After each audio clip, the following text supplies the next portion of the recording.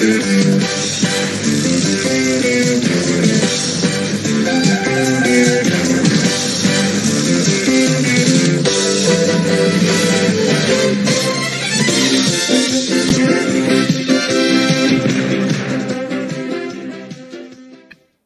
we are going to go over the first quarter results, which wrapped up here over the last couple days. And we see at the top two undefeated squads, Arizona and New England, both with impressive margins. You see, New England just gave up 31 points in the quarter. Shutout, 10 points, 3 points, and then 18 against San Francisco. Impressive. Arizona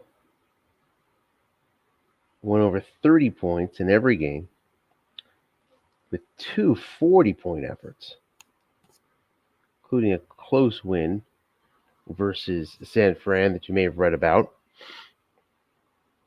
And those two teams, of course, sit at the top and get a lot of our attention. Beneath them, there are 1, 2, 3, 4, 5 3-1 teams. So in total, 7 above 500. At 500, 1, 2, 3, 4, 5, 6, 7, 8, 9. And then the 1, 2, 3, 4, 5, 6, 7, 8 beneath 500. So, we'll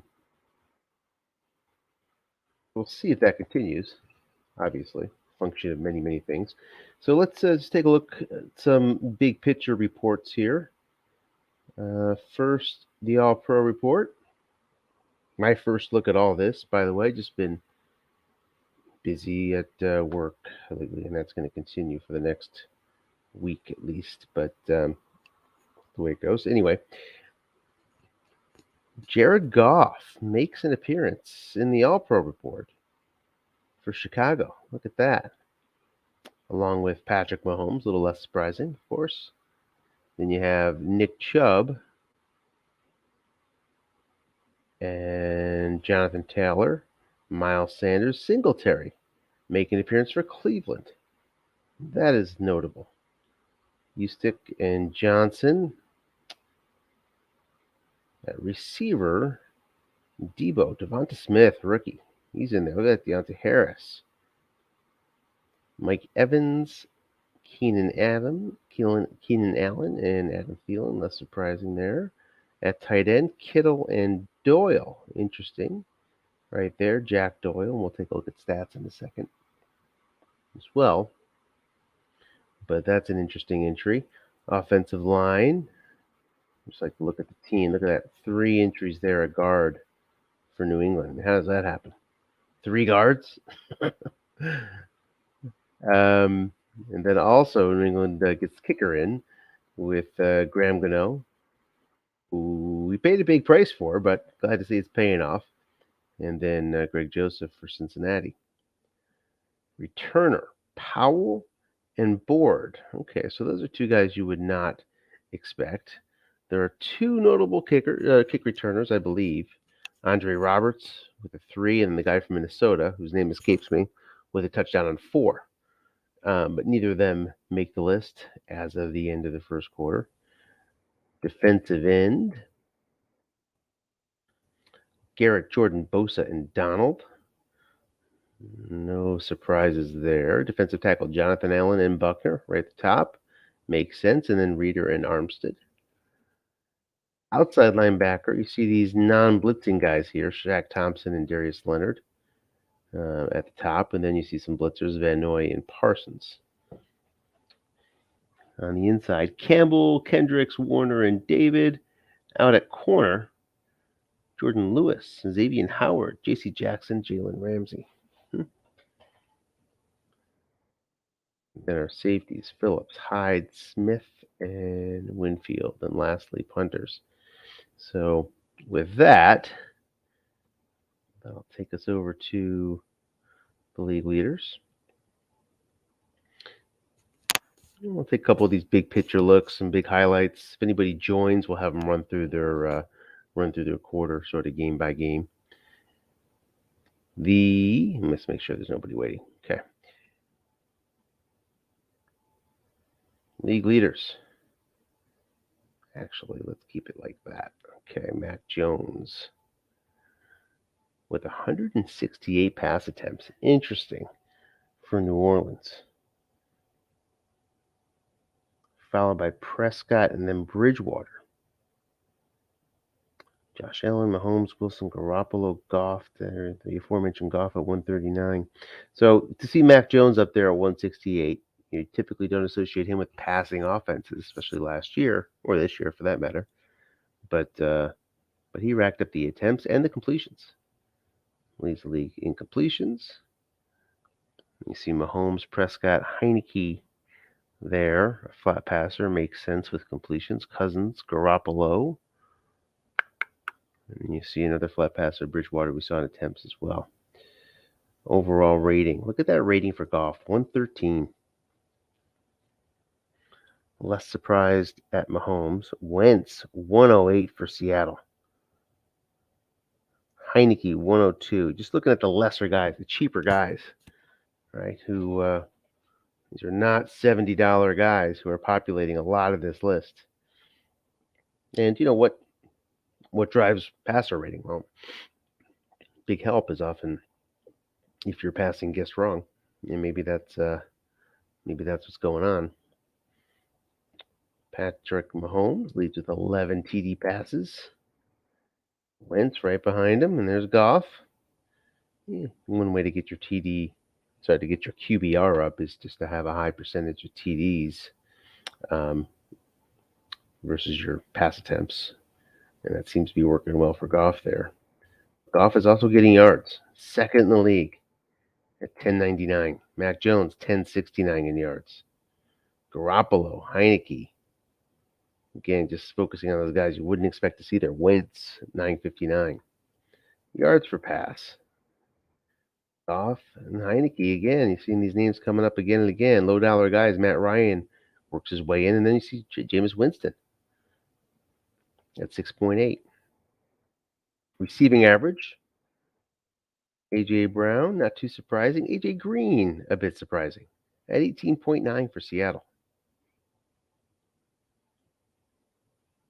Devonta Smith, Jamar Chase all make sense. Godwin, Kirk, Aguilar, DeAndre Swift. That's a very impressive number, 14.4 for Las Vegas. You usually don't see halfback on this list. Jack Doyle leads the league in receptions. So there you see the reason for his All-Pro bid by quite a margin, 45, over the other All-Pro tight end, George Kittle, at 38. You see two Green Bay guys, Debo and Travis Kelce, coming up behind. Look at that Dalton Schultz with 28. A lot of tight ends on this list, huh? Tight ends being used.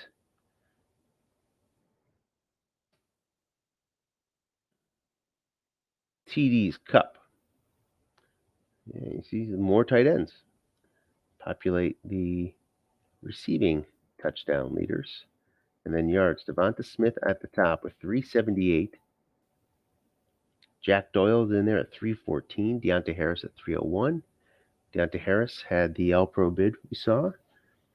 And there's A.J. Green, 284 receiving yards. Look at that. That was a card to work with. Rushing attempts. Dalvin Cook, 98. Jonathan Taylor, Nick Chubb. All make sense. Eckler at 74. When I played Detroit, saw a lot of Eckler. Javonte Williams at 71. Dylan Singletary, the All-Pro at 66. Derrick Henry down at 60. And Gibson, who was a workhorse at 58. Rushing average. Taylor, Sanders, Chubb. All that makes a lot of sense. Eckler, Jacobs, Connor's got a great card. Singletary, Not the best card this year, but 5.4 yards per carry. And he did get that All-Pro slot. Michael Carter in at 4.9. Rushing TDs, nobody running away with it. Elijah Mitchell at the top for New England. Rushing yards, Taylor leading the way. A lot of familiar names up there until you get to Singletary and Williams. A.J. Dillon, also interesting at 317 for Denver.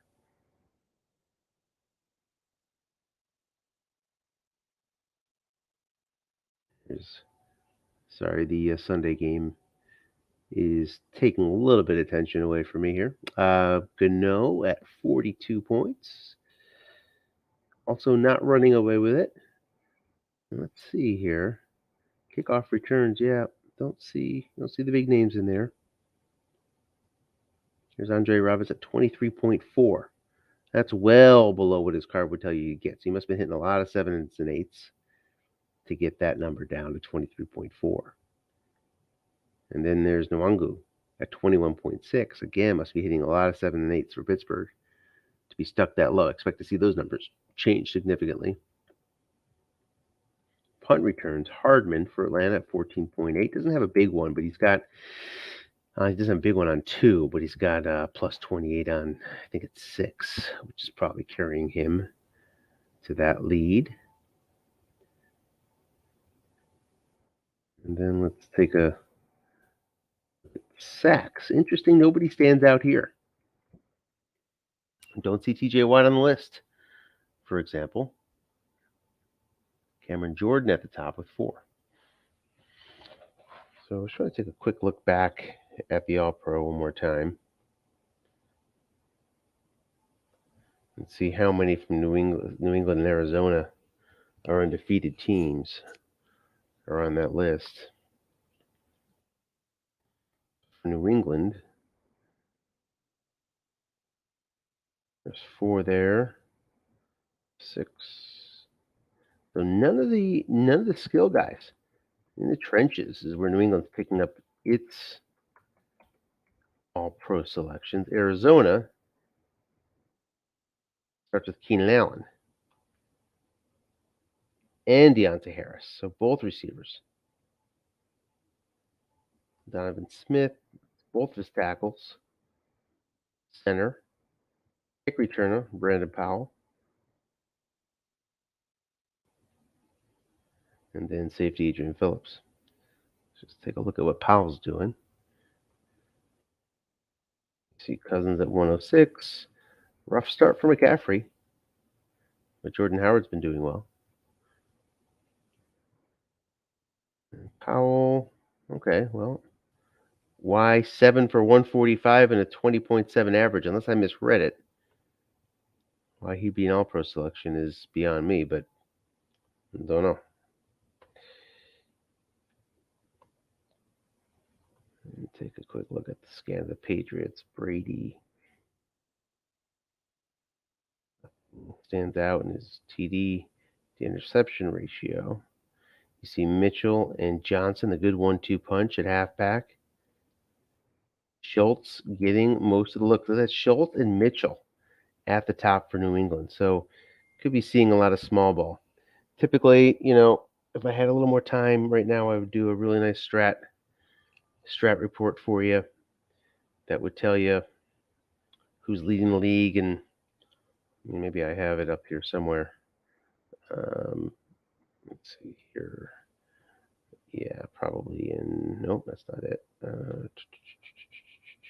Yeah, it sort of gives you a breakdown, right? And it would be all 24 teams. This is just for a stock league. But who leads the league on defense? Having how many men in the long pass zone, right? Really interesting stat. Tells you about how people are moving their safeties around. Sack win percentage, keys called, small ball faced on defense, meaning how many runs and flat passes you're either throwing on offense or you're facing on D. This is taking a while to load for some reason, so I can't move around the sheet. But I don't have that ready. We'll get that in the second quarter, most likely. It's a little more meaningful when you get to the second quarter anyway. I will not have that for the playoffs because I'll just keep that to myself. I probably won't even give it to you a third quarter, but it's a lot of work. But early on, I don't mind sharing that sort of stuff. The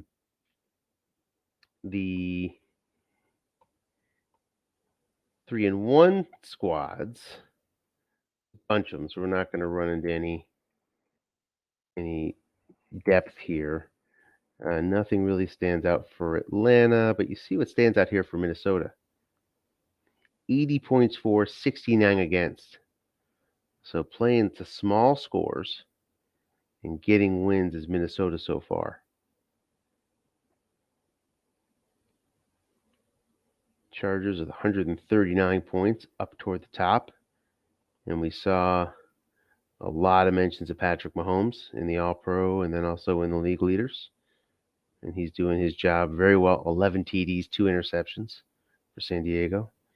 You see 61 points against for Seattle. So if I am the only one here, then I'll take us through what Atlanta saw. And the first quarter is a lot of just sort of sitting back and letting things start to play out. Doesn't really get particularly exciting to follow yet because we don't really have races to follow or storylines that have developed yet. Those storylines will start to come into shape after the end of the second quarter.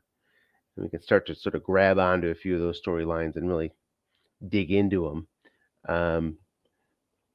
So this is just an early marking post. This first quarter review. The games for Atlanta. First one was against Indy, and that was a really good one.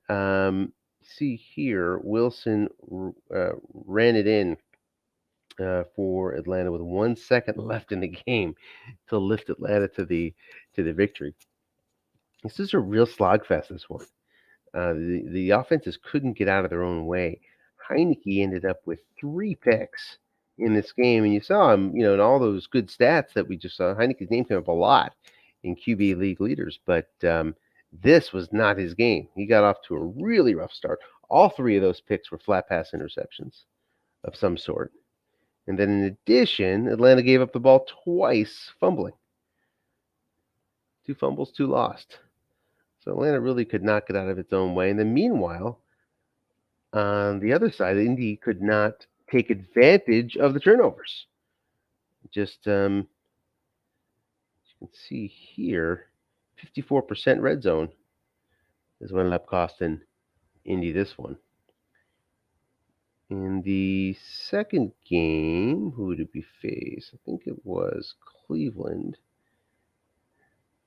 And this one went more to form for Heineke. 2 TDs, no picks, great rating. And you see here, Roethlisberger struggled.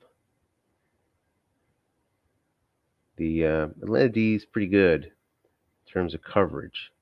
Not easy to pass your way. If you want to beat Atlanta, you're going to have to try to establish the run. You don't really have much of a choice. If you're guessing, you fall behind like Cleveland did here, and you're sort of forced to pass, put yourself in a tough spot because you're guessed right into some pretty strong coverage. And I think that's probably what happened here. The loss occurred to Detroit, and this is a wild one. I thought Detroit really deserved this game, and I thought should have won by more than a point and should have won by more than a miracle. Coleman scored with just 45 seconds left. Then Detroit recovers the onside kick and gets in on a field goal from Carlson, wins the game, 52 yards out. So it felt like it was, I think if you just look at the surface, that Detroit sort of lucked into this win. Not at all. Not at all. Even though the yards here, you see an advantage for Detroit, slight advantage. But I really thought that that the game, just from a game management perspective, was really won by Detroit, and they got a bunch of tough breaks along the way that prevented Detroit from really opening up a lead that I thought they should have had. Um, what were those breaks? It's been a while. Maybe this pass was a pretty 63-yard pass was a lucky one. Caught the Hardman. Yeah, I think it was a flat pass two, long gain sort of situation. That sort of thing. Just a few lucky breaks gave Atlanta the lead most of the way. Trying to hold on desperately. See, Atlanta led all the way till the end. Trying to hold on desperately up 29-14, but Detroit flexed its muscle in the fourth quarter, coming back from 15 down to win it in regulation. Fourth game was against Vegas, and this one was some pretty hard luck for John's squad, as Herbert went out in the first half with an injury, and you see Mariota could not pick up the pieces. 9.7 rating. So that's rough. In Atlanta took advantage. But it brings up the subject of injuries and their effect. Injuries are real, and it's going to test your depth. I mean, for me, you need to have it for so many reasons. Because number one, if not, then it just plays way too much like an arcade game. All you have is your same starters all the time, never stops. For 16 games, you don't have to worry about depth on your roster. Your roster essentially, beyond your starting quote unquote 22, roughly is just your minor league team. I mean, if only 22 guys need to put on a uniform every time we go out and play, it's not that interesting to me. Certainly not from a strategic point of view, knowing you can just have a farm team for your bench. We want more than a farm. We want people that, if you want to win, we want you to try to get some depth, spend some auction capital in protecting yourself from key injuries, like your second quarterback, right? Or depth at the halfback position. And I think as the league evolves over the next couple of years, I think we'll start to see that. As people start to lose some guys, due to injury. I don't have depth at QB. The auction was pretty wacky this year. Pretty wacky. It's first auction. It's supposed to be wacky. The other reason too is that it's just boring. Just playing for 16 games, the same exact strategy, and not having to think at all. It's just boring to me. But when I lose a guard and I have a guy who I can switch from tackle to guard, and I can move my line around and think about, do I want the guard strength, or do I want to have better? Maybe if you have Joe Tooney, right? Tooney's a 0.7 tackle, I think, but he's a 6'5" guard. Where do you want to put Tooney? How do you want to play it, right? That's because you have an injury and you shuffle your line around, or you shuffle your linebackers. You have to just think differently about how you're going to get the ball down the field if you have a major injury on offense, right? Then your typical, I just know what I do. I throw flat on first down. I do this on second down. It becomes, through a full season, playing the same arcade style game, knowing you have the same no risk of injury throughout, just becomes boring and strategically just less interesting. So, for all those reasons, I mean, depth is probably the biggest reason, because we don't want to have farm teams. But it's exhilarating to me when I can pull out a win down a few guys, and I had to think about a different pathway, right? Create a new strategic pathway on the fly to find a route to a victory. Is an exhilarating thing. Let's look to the second quarter just a little bit, especially on these top teams.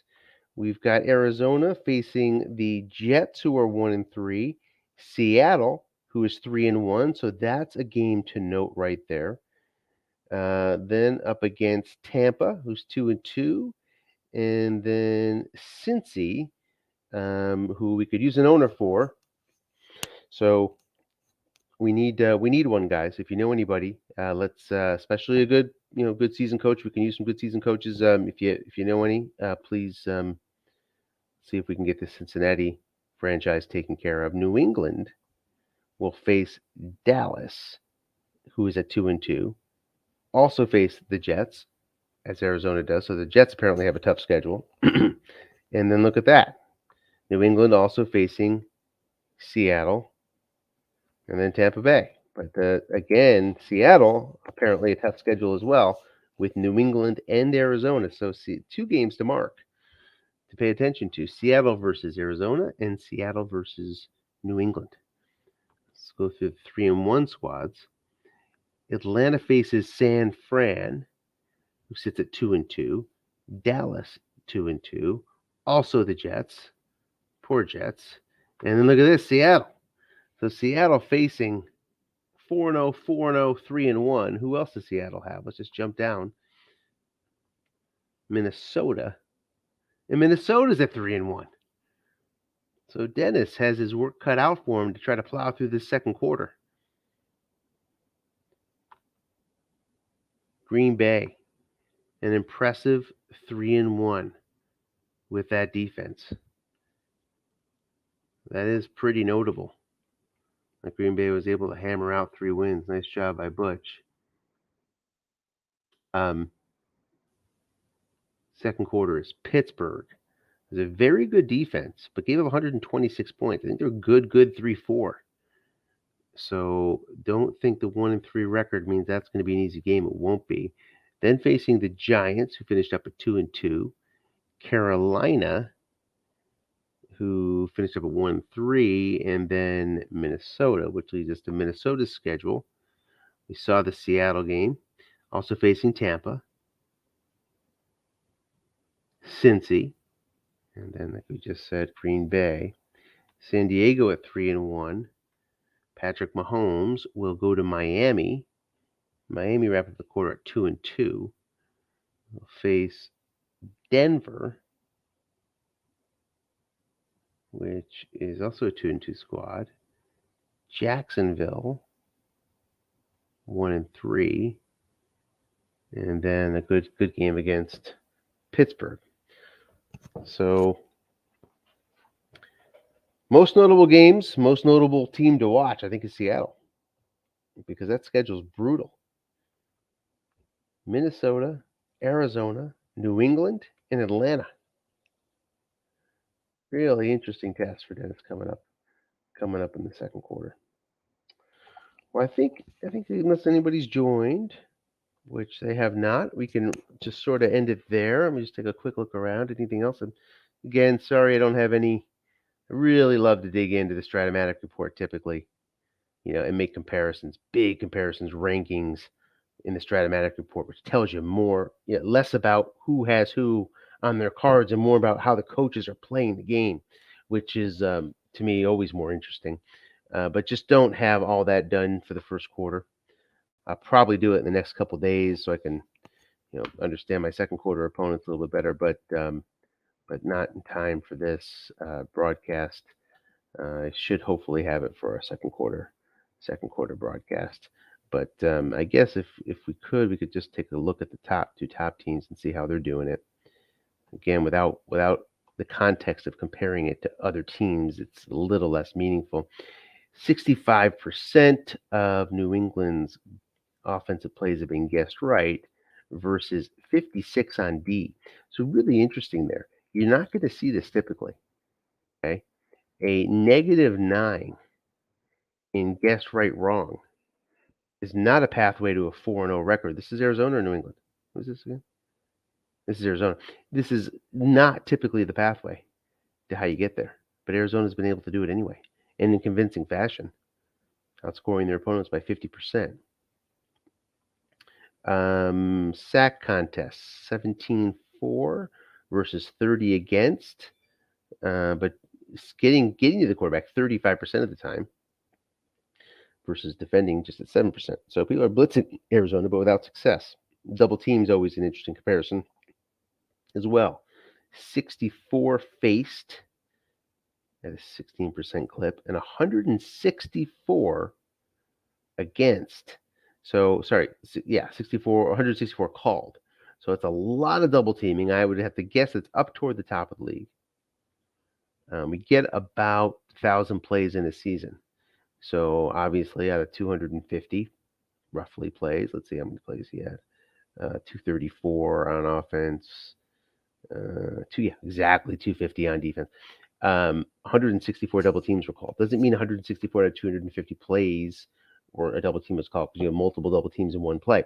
But still, gives you a sort of a guidepost of how frequently Arizona is double teaming. What that often leads to is um, low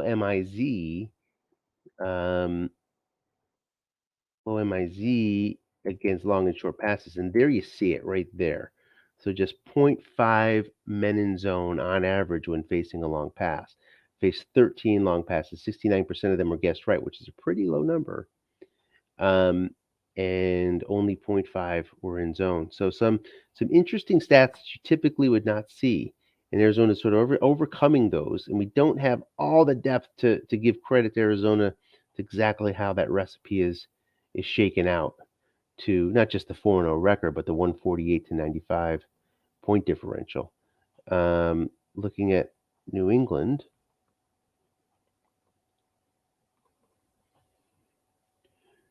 guessing right 56% on the offensive side. So that means the defense is guessing 56%.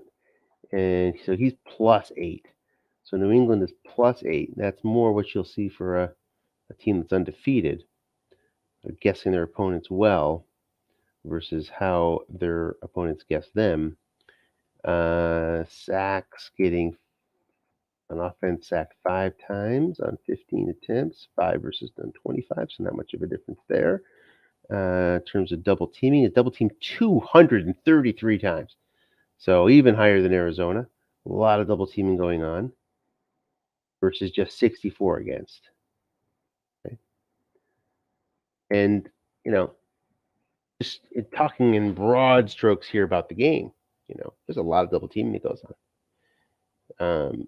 And when you do that, and you see those double teams, as long as you have the receivers to do it, it's important to go deep, try to catch 0 men in zone. But you just see 8 long passes thrown against New England, and that very low 0.5 free safety men in zone. So not paying a price for double teaming. And I guess I think it was 13 long passes against Arizona. Okay. Which is also kind of a low number. If I recall correctly, a high number, the leader in long passes will typically might touch 150 on the year, 125, somewhere in there. So if you multiply this by 4, it's just 32, right? If you annualize that number. So New England not paying a high price for all this double teaming, Arizona not paying the price for double teaming. A lot of coaches like to be conservative. A lot of us wish it was 1980, 82 or something, or 1972, and just sort of run and 3 yards in a cloud of dust our way to victory. But when your opponent is double teaming like this, got to make them pay the price. So far, not paying the price for all the double teaming and the low men in zone long pass. Interesting stuff. All right, we will stop it there. Looking forward to the second quarter. Hopefully we'll pick up some more broadcasts. I won't be able to do it this week, but they become more interesting, really. They don't really become interesting until the third quarter. So you know what people are playing for. Until then, it's just sort of nice to cover some games, and I'll attempt to pick up some more as the second quarter rolls around. Well, thanks for watching, everybody. Appreciate it, and good luck in your second quarter games.